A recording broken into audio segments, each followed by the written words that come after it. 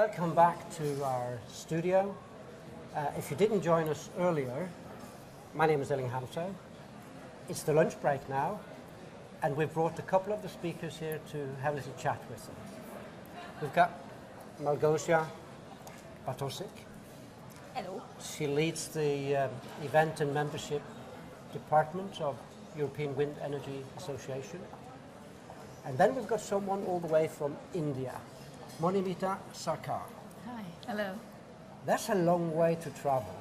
Yeah, indeed. Did you come here just for Association Congress? I did. I've known Damien for a while and wanting to come for this event past years, but this is the first year I made it. And it is a long way. And you're one of the, I wouldn't say grand old ladies, but you're one of the you. founders of the, the PCO business, the events business, the Congress business in India. Yeah, we've been in the business for over 18 years. I've been doing this. And yeah, really seen the association business grow in the time. And the way business is done has essentially changed in India. Of course, in this earlier it was primarily government meetings when I started, which was way back in the 90s. But now we see a lot more associations coming in, corporates coming in. So it's vastly different. The whole thing has changed significantly in the time. So when you come here, what does it give you to come to Europe? Is it somewhere you go to build your networks and to learn, or? Yeah, it's actually a combination of both. It is networking opportunity, it is learning. And then when you do come to Europe, then there are some business meetings that we do on the side. So yeah, it's a combination of all of it. This morning, you have been speaking about contracts, RFPs, the bidding process. Right. We didn't see that because you were running parallel with Malgosia and what she was doing. Yeah. So tell us, if we'd been in your, because these are really relevant and interesting questions, if we'd been in that track, what would have been the key takeaways that you missed, would you say? Well, I was there really for the first part because I was actually co-located in a parallel session. But a couple of the key takeaways, I mean, the things that we spoke about was how important it is to have transparency in the whole RFP. And what we really require are very, very detailed RFPs. So that actually gives rise to a great bid. Whereas if you have a short kind of RFP, you'll get a generic bid. And that becomes a difficult evaluation process. It becomes like apples to oranges. Whereas if you specify every area that you need and you can give us more information as the bidding destination, you will get a much better, a more comprehensive bid. When you say transparency between which parties? The transparencies, okay, just to give you a little bit of historically, in India, we just have one CVB in Hyderabad, so the PCO works as the CVB in various cities, right? So we work with the host committee to get the meetings into the country. So we're going in a sense, in that role. So we need information, and by we right now I mean the host committee, who we represent.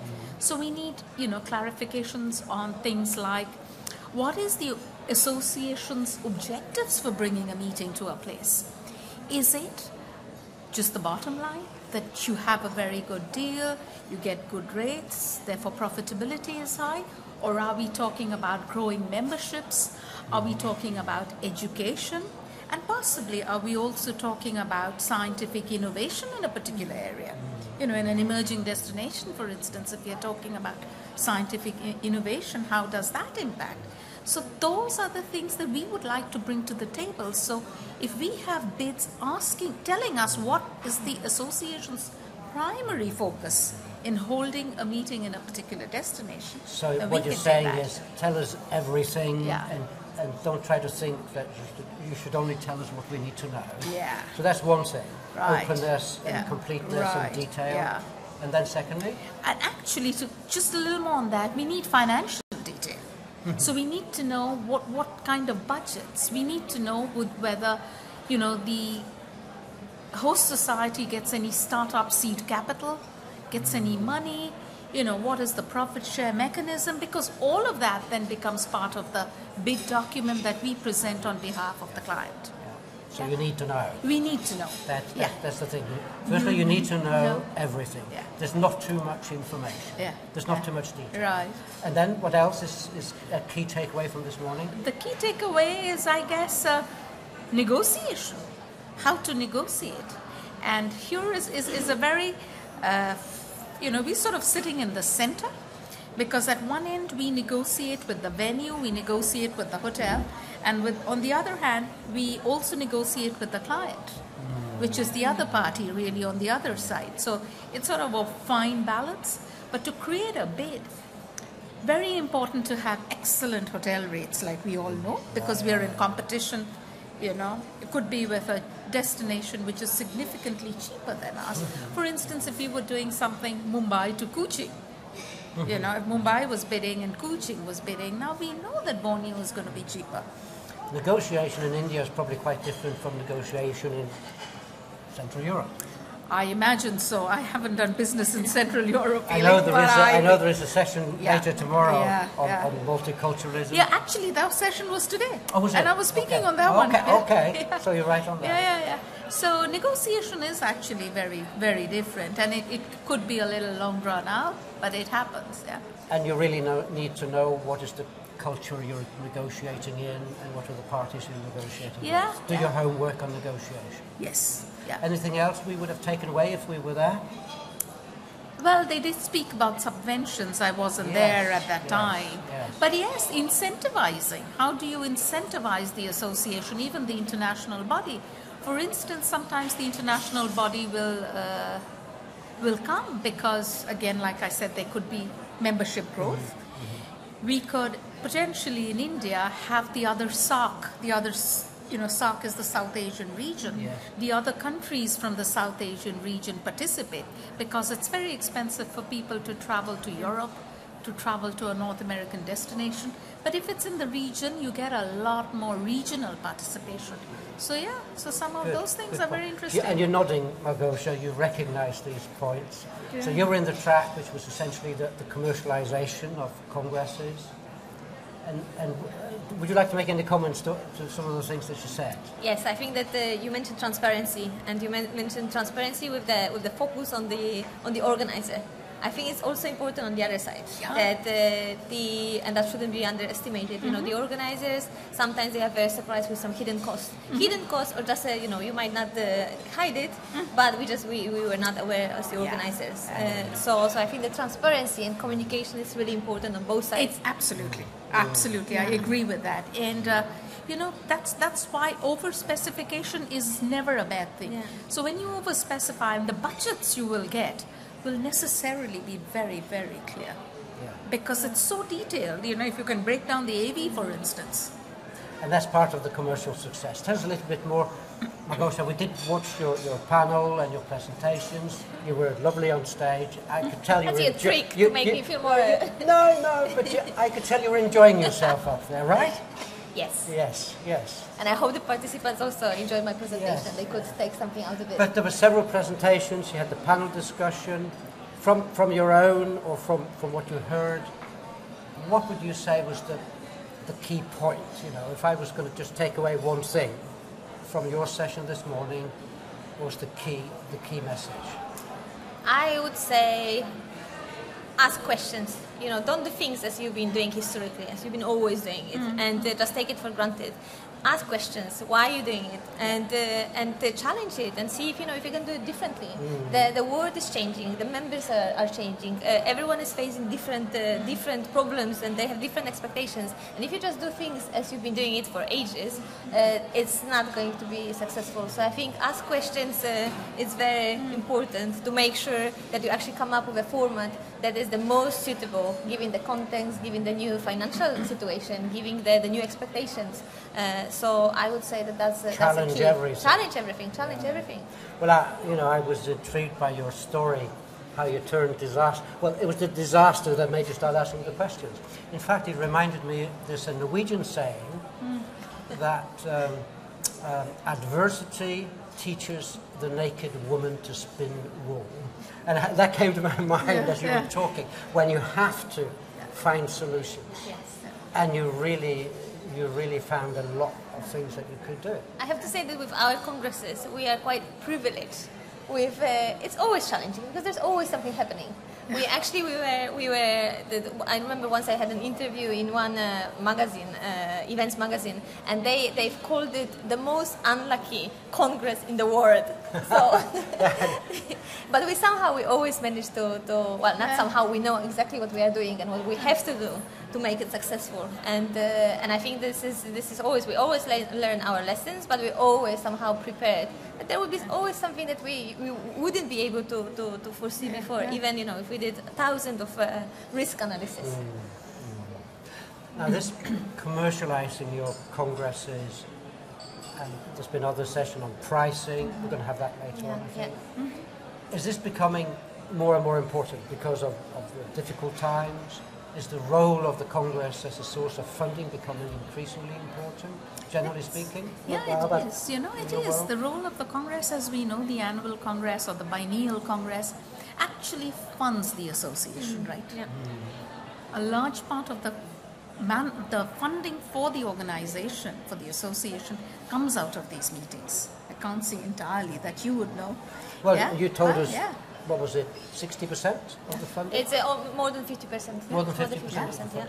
Is there a danger sometimes that the funding purpose becomes, the main purpose?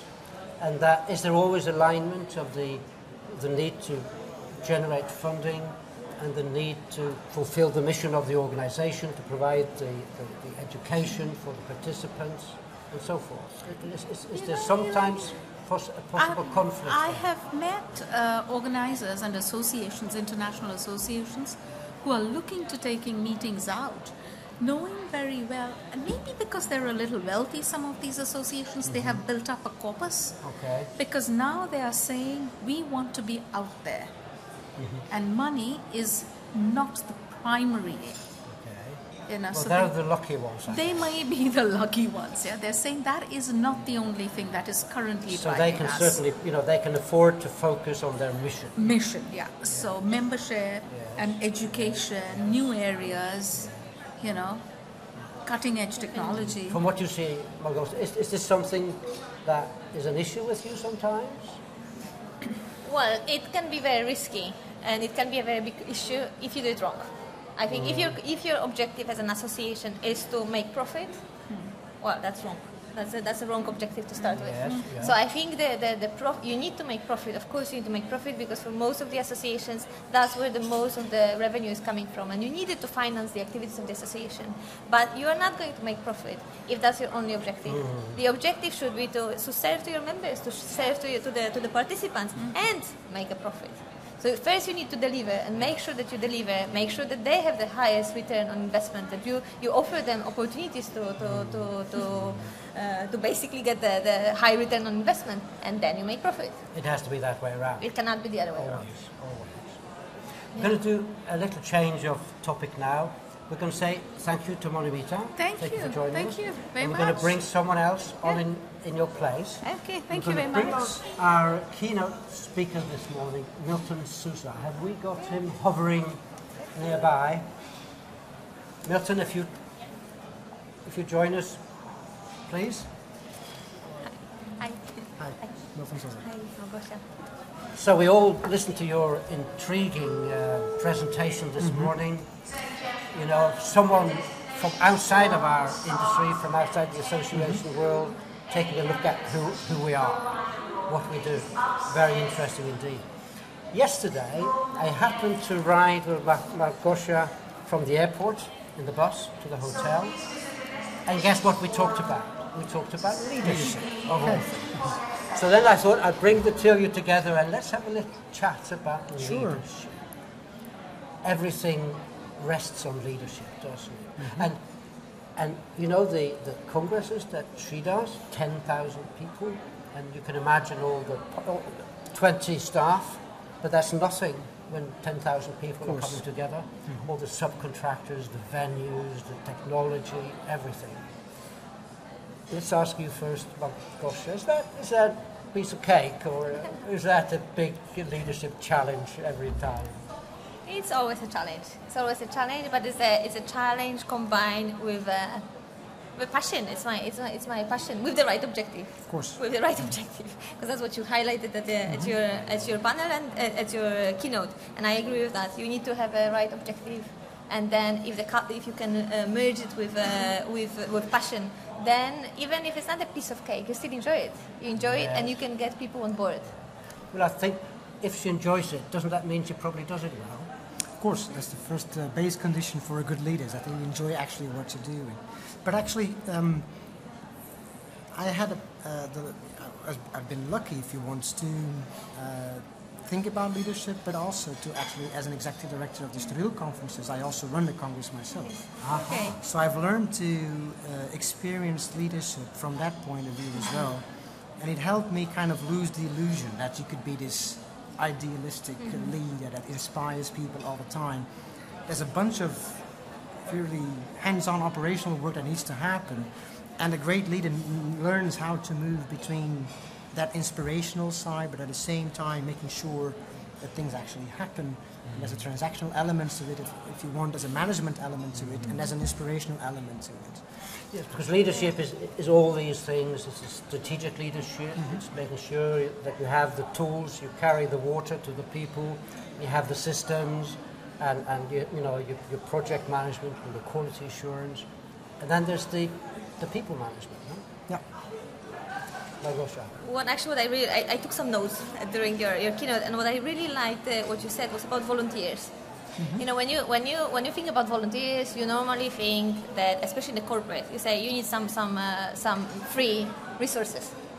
And what you actually define volunteers is actually the people that do get paid, that are on a permanent contract, but they do their job because they love it, because they want to do it. They volunteer. It's their choice that they want to do it. And I think it's really important, and this is what I experience in my team. I have 19 staff, and I come to the office, and all of us, we come to the office every day smiling. It doesn't have to be me saying, look, there's something to be done, you need to stay in the office longer.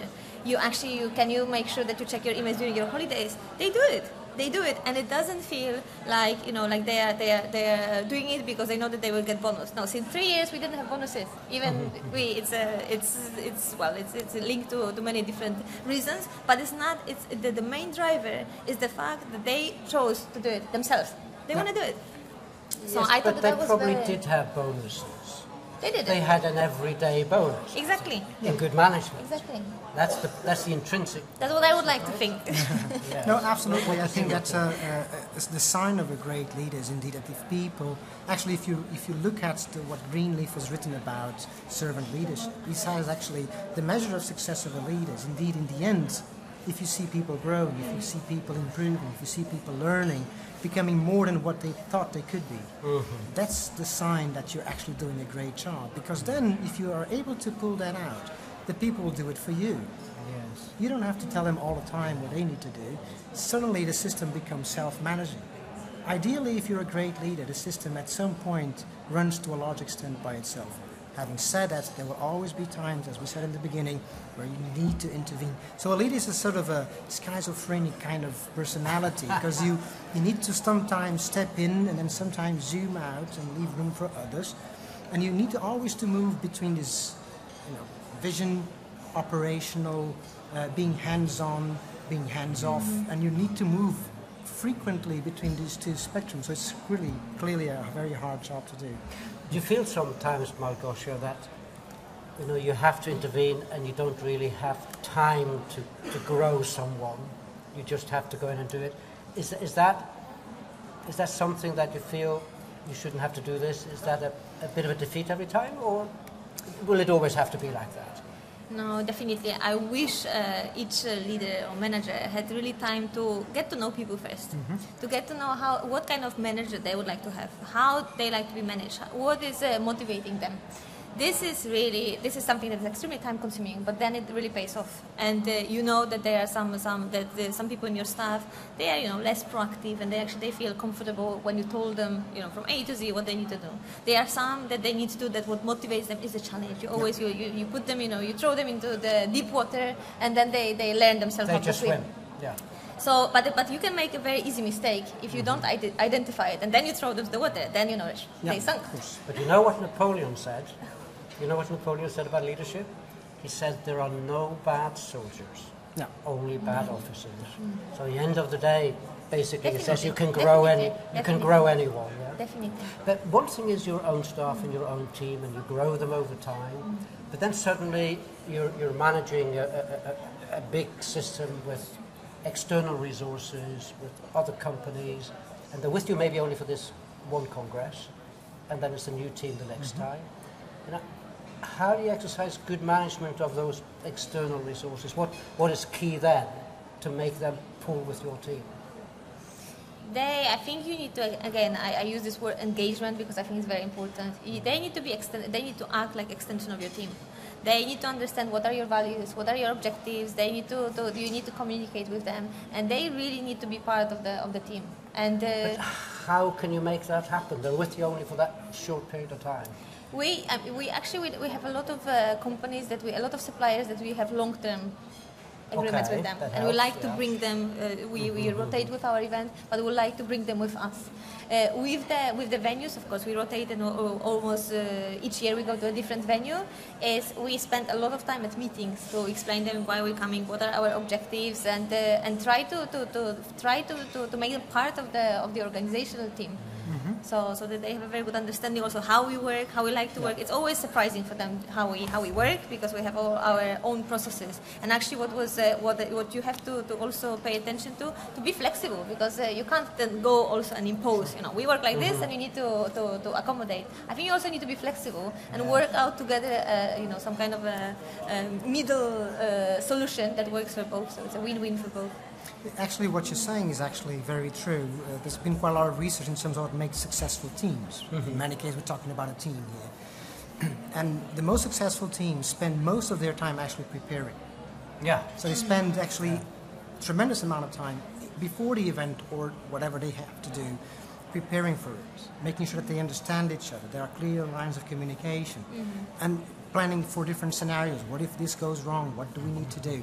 So indeed, one of the critical elements is indeed to prepare well in advance, such that you can be prepared for when things eventually go wrong, and that you build relationships of trust, because in the end, leadership is essentially about trust, and it can be a lot more powerful if you have relationships of trust between people and between the leader and well, we just talked about transparency in general, didn't we? Openness.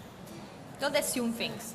There's a lot of assumptions in all in each team. I thought you would do it. I thought you would do it differently. Yeah. Don't assume. Make sure that you know what is going to happen. And if you are not sure, then make sure you explain it. And make sure that, especially that we are working in a global world. In my team, I have more than 10. I have 19 people, and there are more than 10 different nationalities. Okay. So we rotate between all possible venues in Europe. So you always work with 10, 15, 20 different nationalities. So you have to know you have to know also how they would. You have to somehow estimate how they would understand the message that you want to pass, and make sure that actually is aligned with what you meant. Yeah. Go ahead. No, you said something will go wrong, and it doesn't matter how much risk analysis and risk assessment you do. Is risk assessment a key tool that you have to make sure that communication is understood? And do you have formal risk assessment procedures at a number of stages? We have risk assessment. We would do quite a detailed risk assessment before each event. Yes. But I think that if you work with the same team, of course, then we now have a team that for most of the people they've been working with us for 3-4 years. So of course the meetings are getting shorter and shorter because we know what is going to be exactly. We know also what is going to be the solution in case something happens because we work together. We work out some kind of processes, internal processes in case of crisis. But I think just to know what the roles are, who is going to take a decision, who you can rely on when there is a critical situation happening. This is what is very important, so that when something really happens, then you're not running like crazy. Finding actually someone that you can talk to. I like to use a quote from Eisenhower about this. He said at some point, like, plans are nothing, but planning is everything. So he said plans are nothing.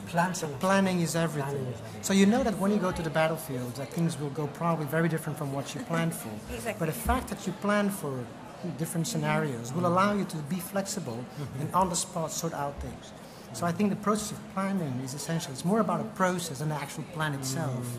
But the fact that you get people together, and that's a sign of leadership, and you discuss and address different things will be essential to ensure that an event goes right, because it will go wrong in some or another way, right? So that's guaranteed. Sometimes it'll go very wrong, yes. A lot of people in this industry, a lot of people have been thrown into management jobs. Either they manage a team for planning an event or they manage an association.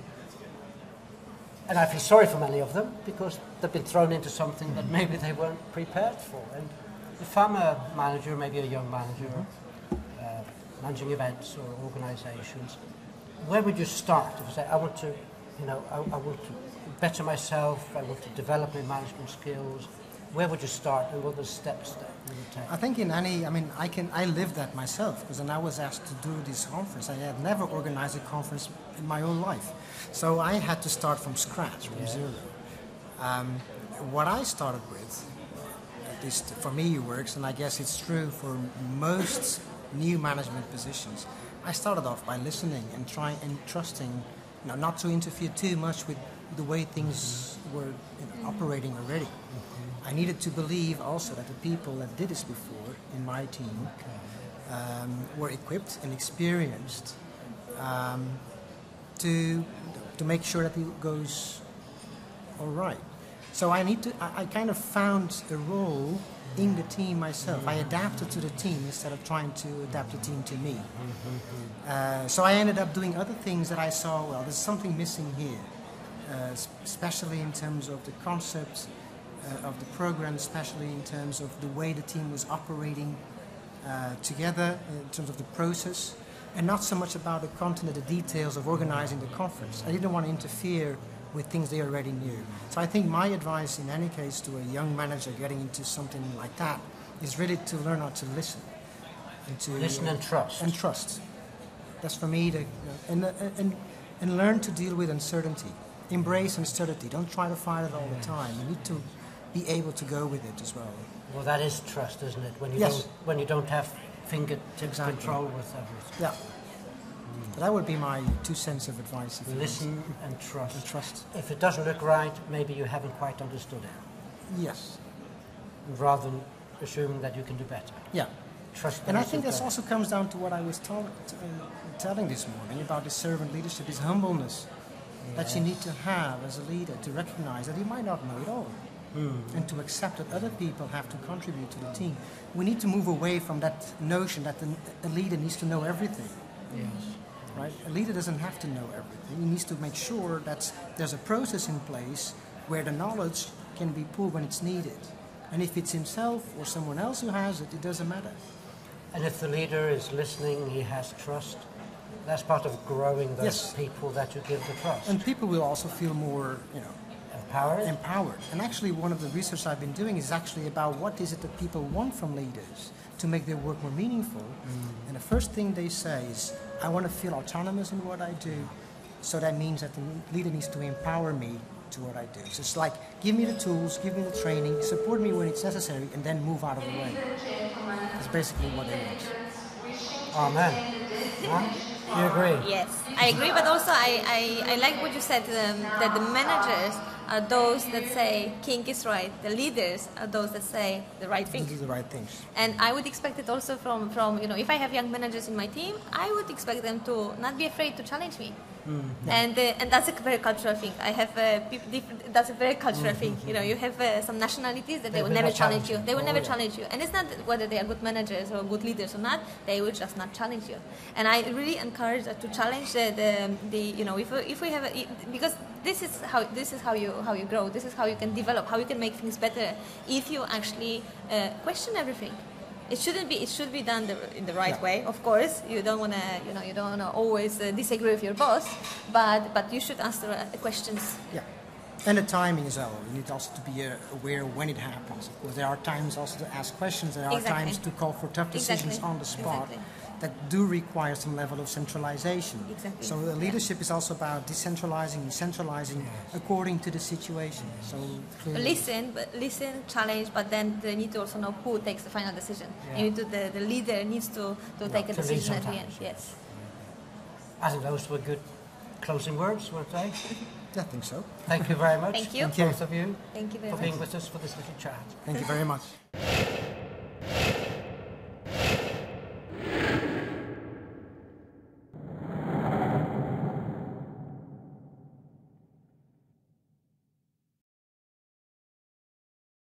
You were running parallel with Malgosia and what she was doing.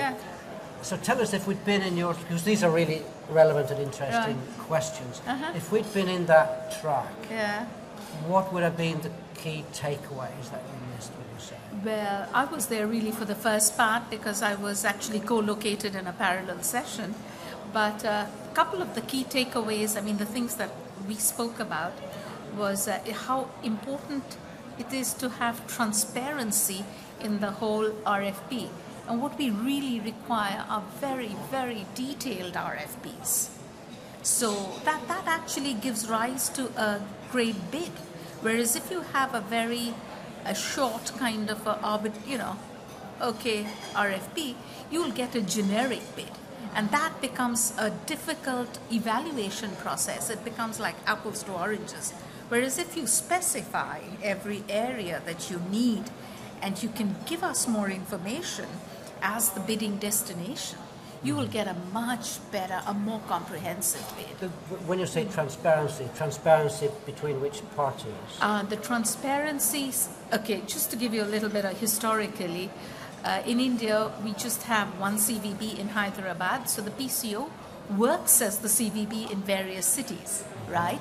So we work with the host committee to get the meetings into the country. So we're going in a sense, in that role. So we need information, and by we right now I mean the host committee who we represent. So we need, clarifications on things like what is the association's objectives for bringing a meeting to a place? Is it just the bottom line, that you have a very good deal, you get good rates, therefore profitability is high? Or are we talking about growing memberships? Are we talking about education? And possibly are we also talking about scientific innovation in a particular area? In an emerging destination, for instance, if you're talking about scientific innovation, how does that impact? We've been in the business for over 18 years, I've been doing this. And really seen the association business grow in the time. And the way business is done has essentially changed in India. Of course, earlier it was primarily government meetings when I started, which was way back in the 90s. But now we see a lot more associations coming in, corporates coming in. So it's vastly different. The whole thing has changed significantly in the time. So when you come here, what does it give you to come to Europe? Is it somewhere you go to build your networks and to learn, or? Yeah, it's actually a combination of both. It is networking opportunity, it is learning, and then when you do come to Europe, then there are some business meetings that we do on the side. So it's a combination of all of it. And this morning you have been speaking about contracts, RFPs, the bidding process. Right. We didn't see that. So those are the things that we would like to bring to the table. So if we have bids telling us what is the association's primary focus in holding a meeting in a particular destination. So what you're saying is, tell us everything, and and don't try to think that you should only tell us what we need to know. Yeah. So that's one thing. Right. Openness Yeah. and completeness Right. and detail. Yeah. And then secondly? And actually, to just a little more on that, we need financial detail. So we need to know what kind of budgets. We need to know whether, the host society gets any startup seed capital, gets any money, what is the profit share mechanism, because all of that then becomes part of the big document that we present on behalf of the client. So you need to know. We need to know. That's the thing. Firstly, you need to know everything. Yeah. There's not too much information. Yeah. There's not too much detail. Right. And then what else is a key takeaway from this morning? The key takeaway is, I guess, negotiation. How to negotiate.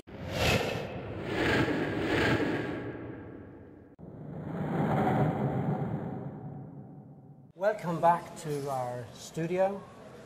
If you didn't join us earlier, my name is Elling Hamso.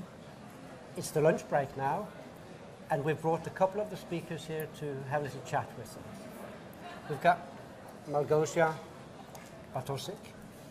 Hello. She leads the event and membership department of European Wind Energy Association. And then we've got someone all the way from India, Monimita Sarkar. Hi. Hello. That's a long way to travel. Yeah, indeed. Did you come here just for Association Congress? I did. I've known Damien for a while and wanting to come for this event past years, but this is the first year I made it. And it is a long way. And you're one of the, I wouldn't say grand old ladies, but you're one of the Thank almost you. founders of the, the PCO business, the events business, the Congress business in India. Yeah, we've